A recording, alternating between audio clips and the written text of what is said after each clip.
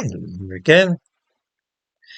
I just talked a little bit about climate change this morning because I'm sometimes accused of being a climate change denier, but that's absolutely ridiculous.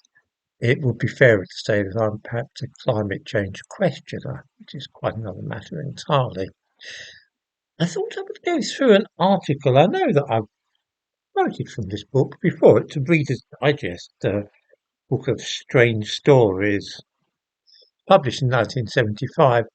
The information in it, though, is not it's been drawn generally from other sources, for example, Scientific American, Scientist, and so on.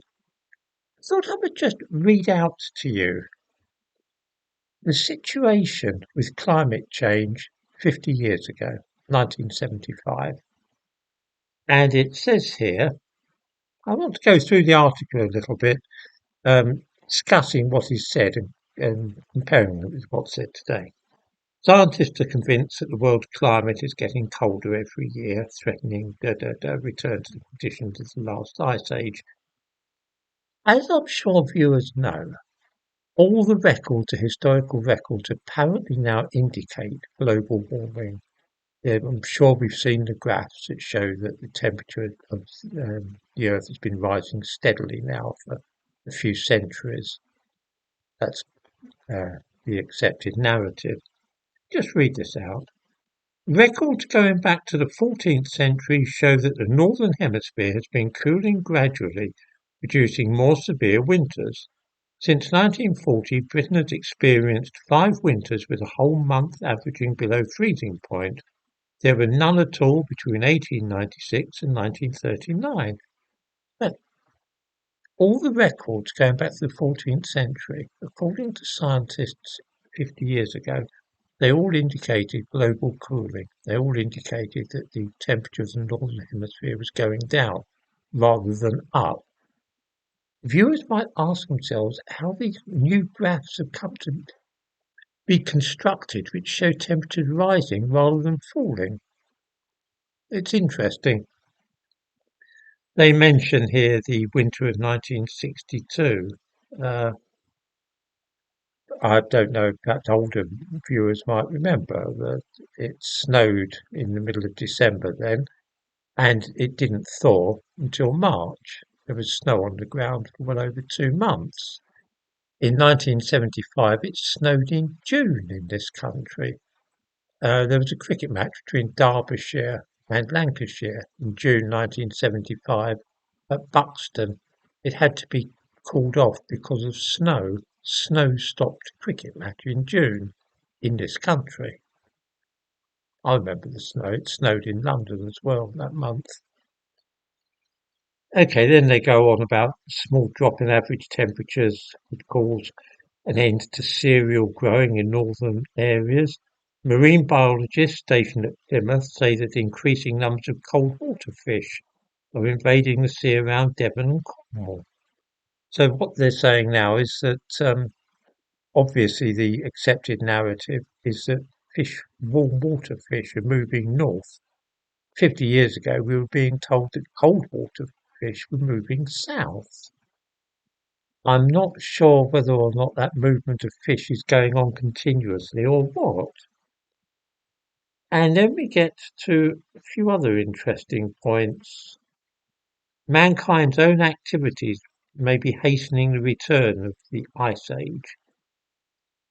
Pollution from factory chimneys is preventing sunlight from getting through and making the planet colder. So you see that man-made pollution is now apparently causing the planet to get hotter. 50 years ago, man-made pollution was causing it to get colder. Both statements can't be true. There must be a contradiction somewhere. Some viewers will remember that there are plans afoot at the moment for a geoengineering project to try and cool down the Earth by seeding clouds and spraying things into the air to stop the sunlight reaching the Earth. 50 years ago, here's what was being suggested. One possible method, and also I dare say that viewers are aware that we're all very worried that the ice in the Arctic might be melting. It's really important that we stop that Arctic ice from melting, isn't it? One possible method of preventing the planet from getting cold would be to spread vast areas of black plastic over the glaciers and scatter millions of tons of coal dust on them.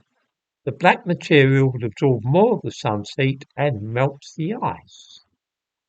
So now we are afraid that the ice is melting, which would be a disaster. 50 years ago, there were plans for geoengineering actually to melt the ice in glaciers, to melt the Arctic ice. That was felt to be a good thing if we could melt the ice. I'm not global warming denier. I'm not a climate change denier.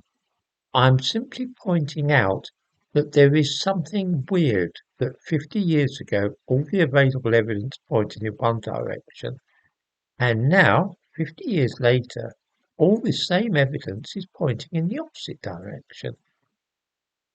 Both things can't be true. It cannot be true that the evidence pointed 50 years ago to the planet cooling, and that now that same evidence points to it getting hotter. Both things can't be true. I'll finish simply by reading one last thing. If the spread of pollution is not checked, the Earth may cool by 3.5 degrees Celsius within 50 years. This is exactly the same temperature that people are saying that it might rise by. These days we're being told that the average temperature of the Earth might rise by 3.5 degrees Celsius in the next 50 years. 50 years ago we were being told that it might fall by 3.5 degrees Celsius if we didn't get a check on pollution. So exactly the same anxieties about pollution changing the climate, but absolutely opposite effect was expected. This is weird, and I'm not sure what the explanation is, but I'm certainly not a climate change denier. I thought it was worth discussing this because I'm not sure. I know that some people will think that I'm probably in the pay of big oil companies or something, or the military industrial complex. I'm not, of course. I'm simply pointing out that the very same data, the same information, the same temperature charts and records that were being examined 50 years ago pointed definitely towards the planet growing cooler are now being looked at and they're pointing in absolutely the opposite direction. They're pointing to the planet getting warmer. And I think that there's something there that needs to be looked into.